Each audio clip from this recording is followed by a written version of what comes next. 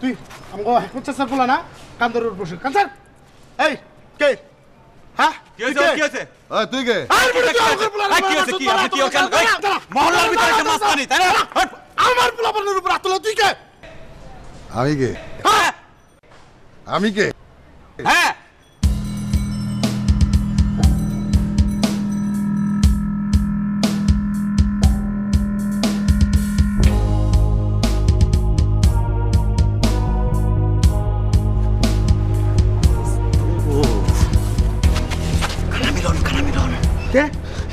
কানা মিলন শীর্ষ সন্ত্রাসী চাইপে যা তুই যা তুই চলে এই মামা কেমন আছেন মামা ভালো কখন আসছেন মামা আমি তো জানি না খুব ভালো ছেলে মানে ওই যে এবার ইলেকশন করবে তো মানে কমিশনার ইলেকশন এই তোর না হাসপাতালে দরকার তাড়াতাড়ি যা এই শোন ভালো ছেলে না একটা দেবো যা মামা কি করতেছেন এখানে দেখতেছো না চলো এই নির্বাচন করবা তো হ্যাঁ না আমি না ও নির্বাচন করবে তোরে ওরে বলো একটু আমার হেল্প করতে তাহলে মানুষের উপকার হবে আচ্ছা ঠিক আছে চলো এটা আমি লাগাই দেই লাগাও এখানে ময়লা ফেলা নিষেধ যদি কোনো ব্যক্তি ইচ্ছাকৃত অথবা অনিচ্ছাকৃতভাবে ময়লা ফেলে তবে তাকে 770 বার কান ধরে উঠবস করতে হবে আদেশক্রমে কানা বেশিও করতে হইতে পারে মিলান মামা হ্যাঁ ঠিক আছে লাগাও বেশি ওই বানাই কোন এই জায়গা না কোন জায়গা লাগাও মামা লাগা উঠেন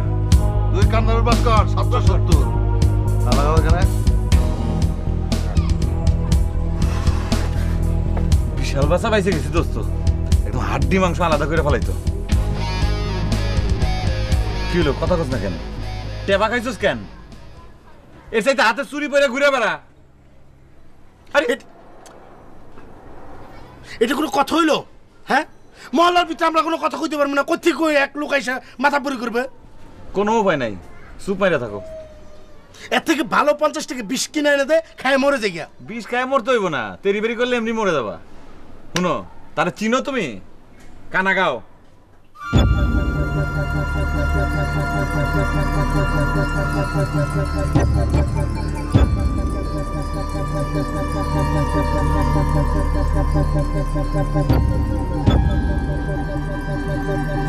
তাই নাকি তাহলে কি কইতেছি তার নাম কিসের জন্য কানা মিলন হইতো বুঝো না এখনো এই তাহলে এক কাম কর চল থানা চল তুই না বোকা ও কি থামার থেকে জামিন নিয়ে তারপরে এখানে ঢুকছে না আরে একটা কেসে দাবি নিস আর একটা কেস হবে তার নামে কি কেস করবি তুই আমি কেস করবো কি কেস করবো যে সে আমার কাছে 3 লক্ষ টাকা চাইছে না দিলে সে আমার মারে ফেলবো কোনো কথা নাই তো সাক্ষী দেবো কেটা তুই সাক্ষী দিবি সমস্যা কি আমি সাক্ষী দেবো তোমারে আরে চল বেটা আমার মামা আছে না বেটা তুই চল তুই দেখ ভাইবে চিন্তা দেখ বেটা কোনো বাবা চিন্তা নাই তুই এইখানে আমি তোকে সারা বাড়ি খুঁজে বেড়াচ্ছি কি কি হয়েছে আরে কাঁদছিস কেন কি হয়েছে আপু না কিছু না কিছু তো একটা অবশ্যই হয়েছে কাঁদছিস কেন বল না কি হয়েছে বললাম তো কিছু হয়নি ও বুঝতে পেরেছি কালকে আপনি চলে যাচ্ছেন তাই না এই জন্য কান্নাকাটি করছেন আচ্ছা আপু কালকে কি তুই বিদেশ চলে যাচ্ছিস রাজীব ভাই বিদেশে যাবে কাগজপত্র রেডি করবে তারপর এখানে পাঠাবে তারপরে তুই যাবি তখন কান্নাকাটি করিস কালকে তো জাস্ট এই বাড়ি থেকে অন্য বাড়িতে যাচ্ছিস এই